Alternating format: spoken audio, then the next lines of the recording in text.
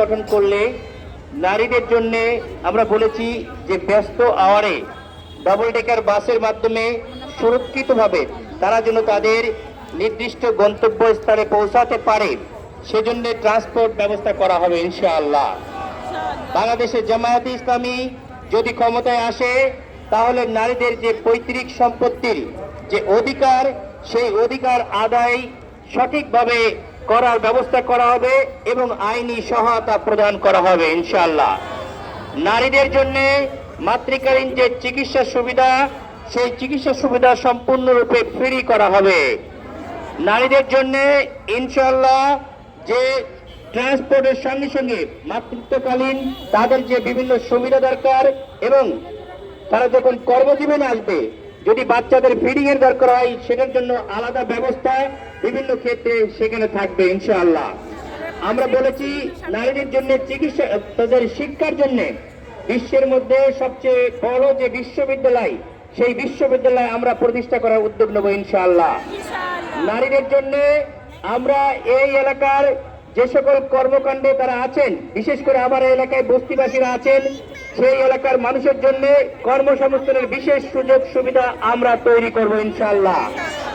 নারীরা নিরাপদ এবং নিরবিচ্ছিন্নভাবে তাদের কর্মস্থলে যাবে এবং ফিরে আসবে সেটা আমরা এনশিওর করব।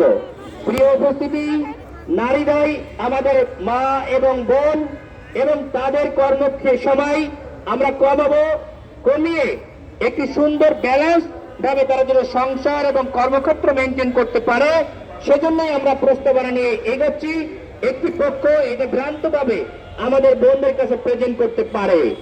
আপনারা কোন প্রকারে আমাদের এই মিছিলে যেমন দেখছেন আমরা সামনে এবং পিছনে তাদেরকে নিরাপত্তা দিয়ে তাদেরকে সম্মানের সহিত আমরা এই মিছিল সম্পন্ন করলাম। বাংলাদেশের জামায়াতে ইসলামী যদি ক্ষমতায় আসে তাহলে আমাদের মা বোনদেরকে এরকম প্রত্যেকটা স্টেপে সম্মানের সহিত সামনের দিকে তাদেরকে এগিয়ে যেতে আমরা সহায়তা করবো ইনশাআল্লাহ। নারীদের কর্মঘণ্টা কমানো মানে আরো কর্মসংস্থান বৃদ্ধি পাবে, তাদের কর্মসংস্থান কমবে না। সুতরাং পার্ট টাইম জবের মাধ্যমে আরো অসংখ্য কর্মজীবী হবে আমরা বলে আশাবাদী ইনশাআল্লাহ।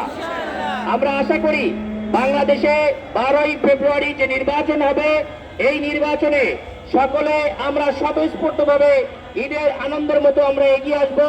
5ই আগস্ট সকল ছাত্র জনতা মা বোন যেমন রাস্তায় নেমে এসে একটি সুন্দর বিপ্লবকে সফল করেছেন, আগামী 12ই ফেব্রুয়ারি এই বাংলাদেশকে সম্পূর্ণরূপে ফ্যাসিবাদের থাবা থেকে মুক্ত করতে হলে, আধিপত্যের থাবা থেকে মুক্ত করলে হলে, বৈষম্যের অধিকার থেকে রক্ষা করতে হলে, বৈষম্য কমাতে হলে, মানুষের চাঁদাবাজি বন্ধ করতে হলে, সন্ত্রাস বন্ধ করতে হলে, এই গণমানুষের অধিকারকে প্রতিষ্ঠিত করতে হলে আপনাদেরকে আবারও মাঠে থেকে ভোটাধিকার প্রয়োগ করতে হবে এবং সুন্দরভাবে নির্বাচন সম্পন্ন করে একটি সোনার বাংলা গড়ার প্রত্যয় নিতে হবে ইনশাআল্লাহ। আমরা আশা করি এই বাংলার জনগণ এই সুন্দর সমৃদ্ধ বাংলাদেশ গড়ার যে প্রত্যয় যে স্বপ্ন জেগেছে এই স্বপ্ন পূর্ণ হওয়ার জন্য সকলে অগ্রণী ভূমিকা পালন করবে এবং মা বোন ভাই আমরা সকলে মিলে এই বাংলাদেশকে একটি সোনার বাংলা গড়ে তুলবো এই আশা ব্যক্ত করে আমার কথা শেষ করছি। আসসালামু আলাইকুম ওয়া রাহমাতুল্লাহ।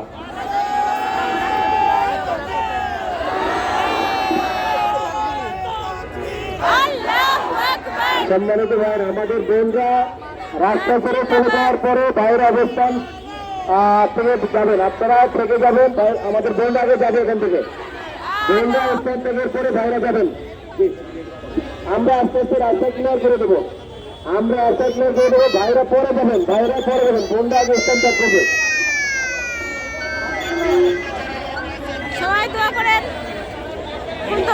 ভলান্টিয়ার ভাইরা আমাদের সমস্ত বোনেরা এখান থেকে স্থান ত্যাগ করার পরে আপনারা এখান থেকে যাবেন।